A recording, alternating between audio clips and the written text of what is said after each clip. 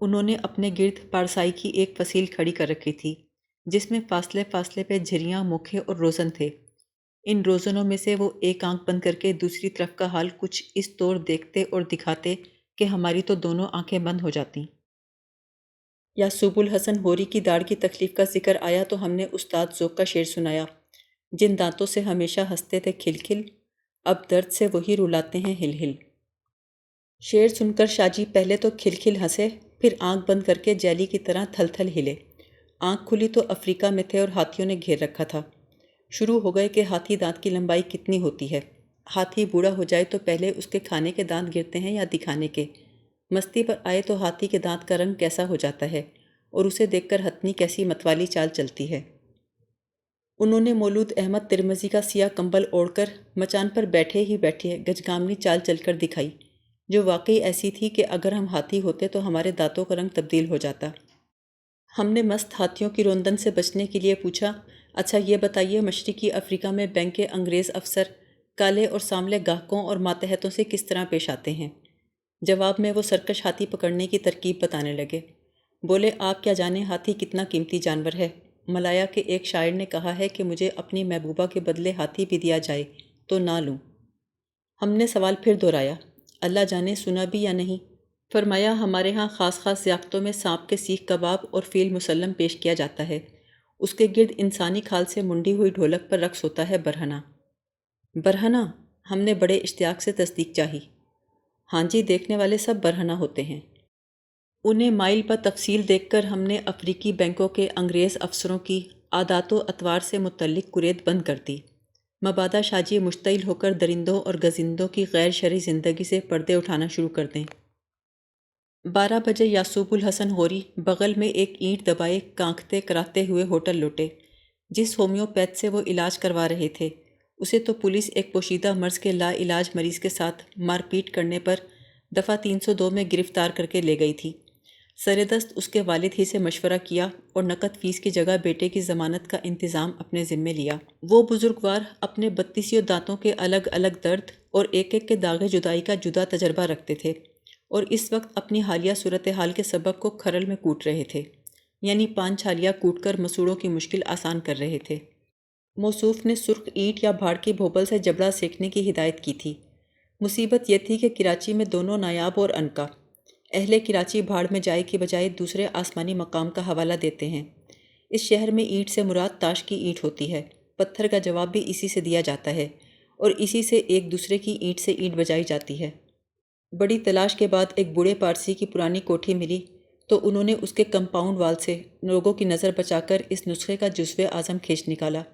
اب سوال یہ تھا کہ غریب الوطنی کے عالم میں، یعنی ہوٹل میں اینٹ کو گرم کس طرح کیا جائے۔ مولود احمد ترمذی نے تجویز پیش کی کہ جبڑے اور اینٹ کو سرخ فیتے سے باندھ کر اینٹ میں بجلی کا کرنٹ پاس کر دیا جائے۔ یہ سن کر شاہ جی بہت ہنسے، ہنسی تھمی تو فرمایا: ہمارے ہاں کی اینٹ اتنی عالی شان ہوتی ہے کہ ہاتھی دانت کی ٹکور بھی کی جا سکتی ہے۔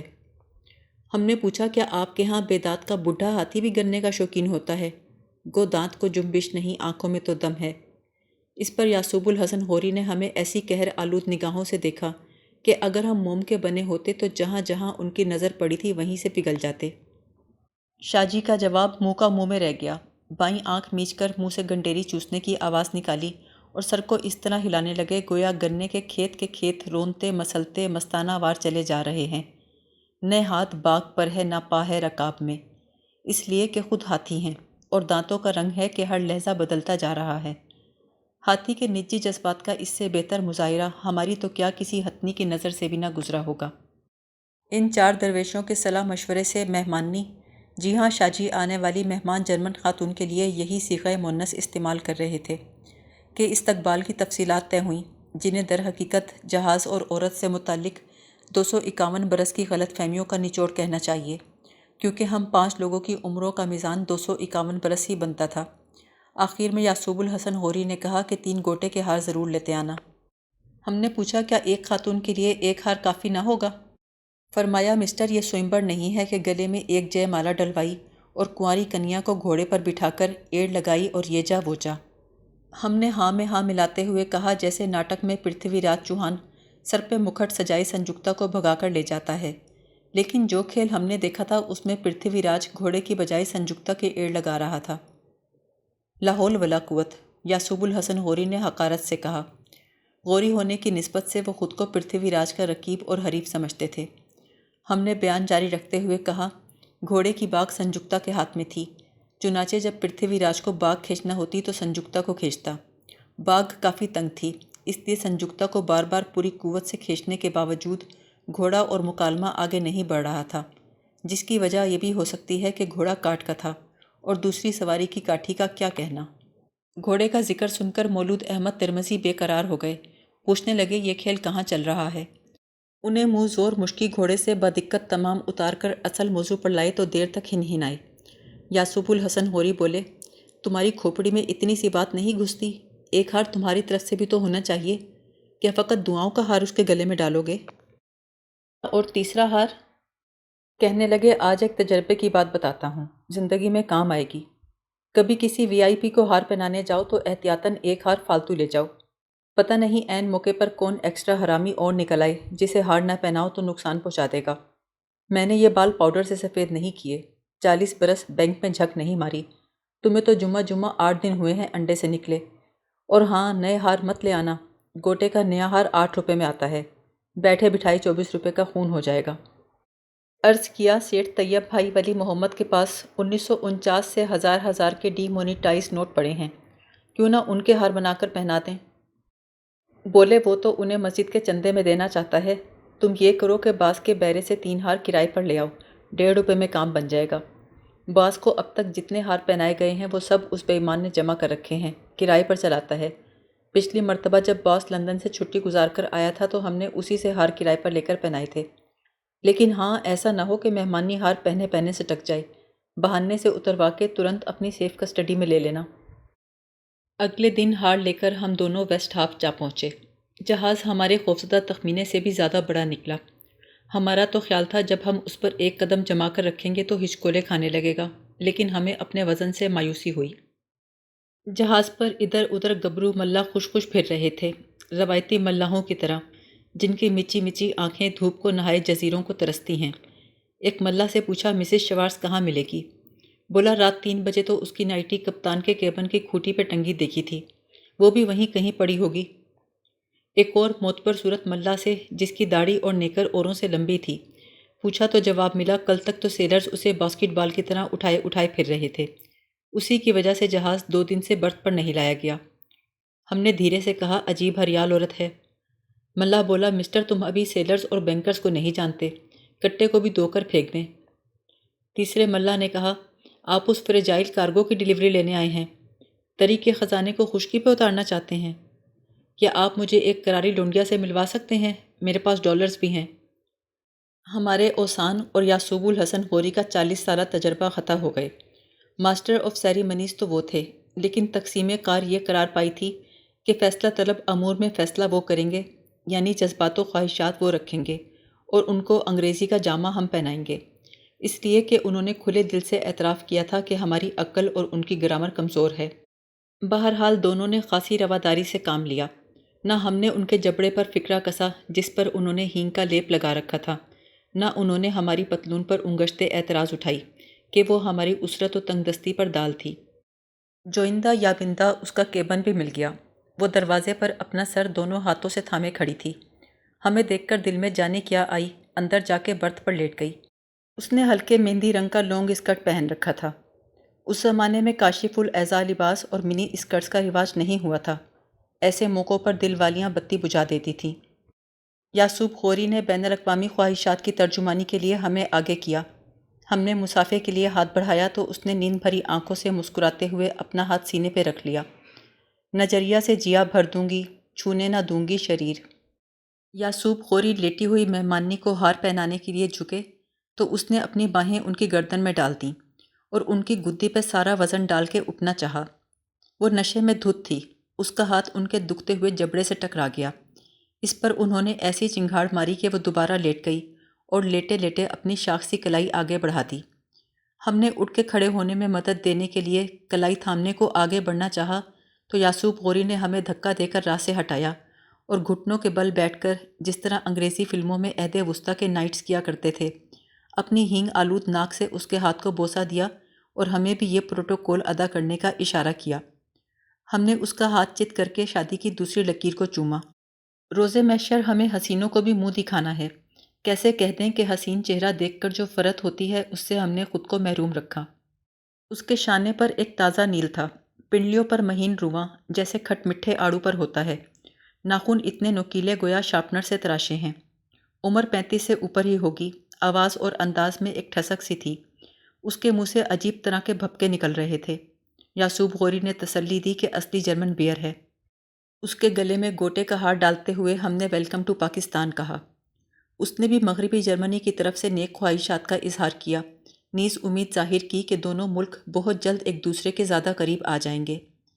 اس پیش گوئی کے پورے ہونے میں زیادہ دیر نہیں لگی، اس لیے کہ جملہ ختم ہونے سے پہلے ہی وہ ہمارے منہ سے منہ بھڑا کر ہم دونوں کے کندھوں پر ہاتھ رکھ کر پنڈولم کی طرح جھولنے لگی، البتہ ازراہ تلطف اپنے گل بدن کا سارا جھونک ہماری جانب اس طرح ڈالا کہ ہماری چال شطرنج کے گھوڑے جیسی ہو گئی۔ اگر یعصوب غوری کے جبڑے پر ہینگ کا لیپ نہ لگا ہوتا تو یہ لطف و عنایت ان پر ہوتی۔ وہ بری طرح لڑکھڑا رہی تھی، کہنے لگی 2 مہینے سے جہاز بھنور میں چکر لگا رہا ہے، بندرگاہ پر بھی ٹھیک سے کھڑا نہیں ہو سکتا۔ ان لہروں کو تو دیکھو کیسی شیخیاں مار رہی ہیں۔ اوفو، تمہارے قدم بھی بہکے سے پڑ رہے ہیں، لگتا ہے تمہیں چکر آ رہا ہے۔ اپنا پرس کھولتے ہوئے بولی، شاید تمہارا جی ماندہ ہے، یہ گولی کھا لو، متلی بند ہو جائے گی۔ ننا ایرک ہونے والا تھا تو میں روز یہ گولی کھاتی تھی۔ خیر گولی تو شرم حضوری ہم نے کھا لی، لیکن 3-4 دن تک ہول اٹھتے رہے۔ صبح متلی ہوئی اور ایسا محسوس ہونے لگا گویا کمر سے پتلون تنگ ہوتا جا رہا ہے۔ اس نے محبتانہ سرگوشی کے انداز میں پوچھا، مجھے لینے کے لیے وہ کچا بیف اور مارملیٹ کھانے والا بڈھا خود کیوں نہیں آیا؟ ہم نے اینڈرسن کی طرف سے جھوٹی معذرت کی کہ آج انہیں کہیں کاکٹیل پارٹی پر جانا ہے۔ کراچی میٹروپولیٹن شہر ٹھہرا، روز کہیں نہ کہیں پارٹی ہوتی ہے۔ کراچی ایک عظیم شہر ہے، فرنکفرٹ سے 30 گنا بڑا۔ یہ شہر پاکستان کا دروازہ ہے۔ بولی، جہاز کا کپتان تو کہہ رہا تھا کراچی پاکستان کا فٹ اسٹول ہے، بڑا سور ہے وہ۔ افتاؤں خیزہ آدھا راستہ طے کیا ہوگا کہ وہ کندھوں کے جھولے سے چھلانگ لگا کے کھڑی ہو گئی، کہنے لگی، ہائے میں بھی کیسی بھلکڑ ہوں، تمہارا تعارف کپتان سے تو کرایا ہی نہیں، بہت ڈیشنگ ہے، بالکل گریگری پیک لگتا ہے۔ دونوں بار برداروں نے کندھوں کی جوڑی کا رخ کپتان کے کیبن کی طرف کر لیا۔ ہر 6-7 جھوٹوں کے بعد وہ ہماری ٹائی پکڑ کر نیچے اترتی اور ہماری چال درست کر کے واپس سوار ہو جاتی۔ گریگری پیک نے اس وقت صرف نیکر اور ہوائی چپل پہن رکھے تھے، اس کی پیشانی سے پسینے کے ریلے بہہ رہے تھے، اس کے گال پر اور ناف پر کھروچے لگے ہوئے تھے، سینے پر ایک بہت بڑا دل گدا ہوا تھا جس کے اندر کسی سابقہ محبوبہ کی تصویر ٹیٹو کی ہوئی تھی۔ تصویر کے پیٹ پر حسینہ کا نام بھی لکھا تھا، جو اب پڑھا نہیں جا رہا تھا کیونکہ اس پر امریکی پرچم کے ستارے گدوا کر نام مٹا دیا گیا تھا۔ شیوائے عشق نہیں حسن کو رسوا کرنا۔ دائیں ہاتھ پر گریگری پیک نے اپنا پورا نام گدوا رکھا تھا تاکہ کسی حادثے یا جنگ میں ہاتھ کٹ کے گر جائے تو جن صاحب کو ملے وہ اخبار میں اشتہار دے کر اصل مالک کو لوٹا دیں۔ ہمیں دیکھ کر وہ بہت مسکرایا اور ایسی گرم جوشی سے مصافحہ کیا کہ ہماری انگلیوں کی ہڈی سے ہڈی بجا دی۔ کہنے لگا، آئیے جشن منائیں۔ آپ اس خوبصورت بوجھ کے سینڈل میں ڈیوٹی فری شیمپین نوش کرنا پسند کریں گے یا اچھے محمڈن کی طرح ڈائی سینچری کے جراثیم سے بھرپور کراچی واٹر؟ یعصوب الحسن ہوری نے پاسپورٹ لیتے اور فارم آگے بڑھاتے ہوئے پوچھا، کسٹم میں ڈکلیئر کرنے کے لیے بھی کچھ ہے؟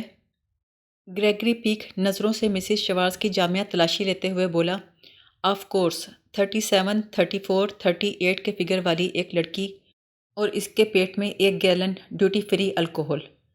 وہ اسے الوداع کہنے سیڑھی تک آیا اور وقت رخصت ہمیں بھی سینے سے لگا کر دیر تک چچوڑا۔ غوری کو ہینگ کے لیپ نے ایک مرتبہ پھر بچا لیا۔ وہ زینہ اترنے لگی تو نہ جانے دل میں کیا آئی، دونوں ہار اتار کر اچانک گریگری پیک کے گلے میں ڈال دیے۔ ہم دیکھتے کہ دیکھتے رہ گئے، ہمارا دل اور ہاروں کی رقم جہاز کے لنگر کی طرح ڈوب گئی۔ غوری نے جن قرض آلود نظروں سے ہمیں دیکھا ان کی تصویر کھینچنا ہمارے بس کا کام نہیں۔ وہ سر سے پاؤں تک مجسم گادی بنے کھڑے تھے۔ تیسرا ہار انہوں نے ہمیں پہنا دیا۔ پروفیسر قاضی عبدالقدوس اکثر فرماتے ہیں کہ تنگ دستی نہ ہو تو تندرست آدمی کی تمنا کا دوسرا قدم گھرستی حدود کے باہر پڑتا ہے۔ ہزاروں خواہشیں ایسی کہ ہر خواہش پہ گھر بگڑے۔ یوں تو کوئی ہی ارمان ایسا ہوگا جس کے ہم مرتکب نہ ہوئے ہوں۔ حد تو یہ ہے کہ تندرستی کی آرزو بھی کی ہے، لیکن خدا گواہ ہے کہ ناکردہ گناہوں کی اس ناگفتنی فہرست میں اس سے پہلے مال بردار جہاز کا کپتان بننے کی خواہش کبھی شامل نہ ہوئی تھی۔ اب رہ رہ کر پچھتاوا ہو رہا تھا کہ ہائے یوں خشکی پہ وقت ضائع نہ کیا ہوتا تو کیا کیا مزے کرتے۔ قسمت میں اگر جہاز کا کپتان ہونا نہیں لکھا تو کم از کم کچھوا ہی ہوتے، یا سب الحسن غوری تو داڑھ کے درد کا عذر کر کے ویسٹ ہاف ہی سے رخصت ہو لیے۔ ہم نے اسے بیچ پر بنے لگژری ہوٹل کے کمرہ نمبر 37 میں چھوڑا تو رات ہو چکی تھی۔ ہلکی ہلکی بارش ہو رہی تھی۔ فلڈ لائٹس کی روشنی میں پھوار ایسے لگتی تھی جیسے سامنے موتیوں کی لڑیوں کی چلمن پڑی ہوئی ہے۔ سمندری ہوا سے پام کے درختوں کے پتے مجیرے بجا رہے تھے۔ دور لنگر انداز جہازوں کی روشنیاں گدلے آسمان کے نیچے جھلمل کر رہی تھیں۔ مسز شوارز کہنے لگی تم لانچ میں انتظار کرو، میں اسباب سنبھال سنگوا کر 2 منٹ میں آتی ہوں۔ ہم بیٹھے ساغر انتظار کھینچتے رہے۔ آدھے گھنٹے بعد ہمیں بیرے سے کمرے میں ہی بلوا لیا۔ بند سنور کر نکلی تو عالم ہی کچھ اور تھا۔ ہم بھی دل مضبوط کیے بیٹھے رہے، لیکن اس کے آر پار مخفف لباس کے اختصار اور اس کے مشمولات و ملحقات کے بست و کشاد کو دیکھ کر بڑا ترس آیا کہ اوفو، جرمنی میں کپڑے کی اتنی قلت ہے۔ معلوم ہوتا ہے وہاں کے مل ابھی ہمارے جیسا موٹا کپڑا نہیں بنا سکتے۔ مقام ادب ہے، محاورے کی اوٹ لے کر بس اتنا عرض کر سکتے ہیں کہ اوچھے کے گھر تیتر، باہر رہے نہ بھیتر۔ مصنوعی ابرو کی کمان کھینچتے ہوئے بولی، تمہارا بہت قیمتی وقت ضائع ہوا، تمہارا شکریہ کیسے ادا کروں؟ جہاز کا کپتان بس آنے ہی والا ہے، ابھی مسٹر شوارز کو کھلنا کال بھی کرنی ہے، اسے بہت مس کر رہی ہوں۔ کل سپہر جہاز واپس چلا جائے گا، کل شام کو تم یہیں میرے ساتھ کھانا کھاؤ۔ بس کل کا دن ہے میرے پاس، پرسوں صبح کی فلائٹ سے ڈھاکہ جانا ہے، مگر یاد رہے میں 10:30 بجے سے پہلے ڈنر کو ہاتھ نہیں لگا سکتی، ڈرنکس کا ستیہ ناس ہو جاتا ہے۔ بہت شکریہ، مگر ہم تو اس وقت بینک میں ہوں گے۔ کھل اٹھی، ونڈرفل، کیا بینک میں بھی ڈرنکس کا اہتمام ہے؟ ہاں ہاں ہاں، Karachi is a wonderful city, gateway to Pakistan. اچھا تو گڈ نائٹ۔